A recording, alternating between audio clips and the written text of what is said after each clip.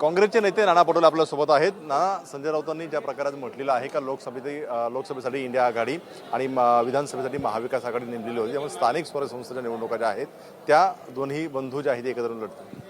मुद्दा एकदम क्लिअर आहे की या लोकल बॉडीज निवडणुका ह्या स्थानिक पातळीच्या कार्यकर्त्यांना विश्वासात घेऊन लढल्या जातात.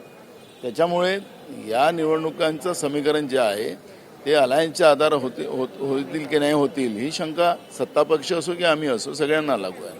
पण महाविकास आघाडी नाही स्थानिक स्वराज्य संस्था असं म्हणायचं का? मग हे आज कसं त्याचं वक्तव्य करता येईल? कुठल्या जिल्ह्यामध्ये होऊ शकतं, कोणत्या जिल्ह्यात नाही होऊ शकतं. ठाकरेंकडनं क्लिअर मेसेज पाहायला मिळतो. त्यांनी काय केलं त्यांच्या मेसेजवर मी काय प्रतिक्रिया द्यावी, पण प्रत्येक ठिकाणी निवडणुका ह्या प्रत्येक तालुक्यात वेगळ्या, प्रत्येक जिल्ह्यात या वेगळ्या वेगळ्या पद्धतीनं स्थानिक कार्यकर्त्यांना विश्वास घेऊन लढले जातील. त्यामुळे या सगळ्याची चर्चा आज मी करणं काही बरोबर नाही. तुम्ही सोबळची तयारी करताय? सगळेच पक्ष सोबळाची तयारी करतात, त्याच्यामुळे तो विषय नाही आहे.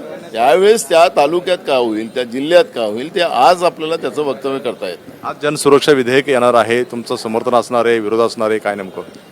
बघा, याच्यामध्ये भारतीय संविधानाचे जे मूलभूत हक्क आपल्याला दिलेले आहेत, व्यक्ती स्वातंत्र्य, अरे सरकारच्या विरोधात कोणी बोलत असेल आणि त्याला नक्षलवादी घोषित करत असेल तर त्याला विरोधच राहणार आहे.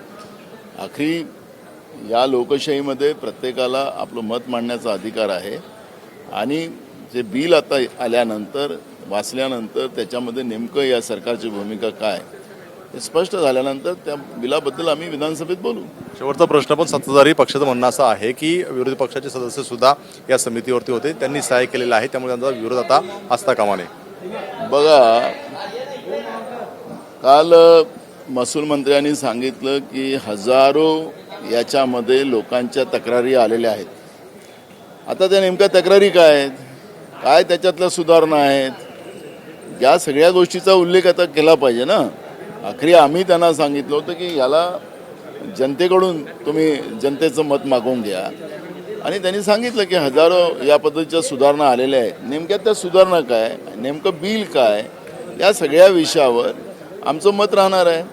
आता त्याच्यामुळे बिलामध्ये आणि लोकांनी दिलेल्या सूचनांमध्ये काय तफावत आहे त्या सगळ्या गोष्टीला बघूनच आपल्याला त्या ठिकाणी आपल्याला बोलता येईल. पाहतोय आज विधेयक मांडलं जाईल आणि त्यामध्ये नेमकी काय तरतुदी आहे हे बघूनच आम्ही त्यावरती निर्णय घेऊ असं नाना पटोले म्हणताना पाहायला मिळत आहेत. कॅमेरामन अरविंद सरसुणे, एबीपी माझा, मुंबई. एबीपी माझा, उघडा डोळे बघा नीट.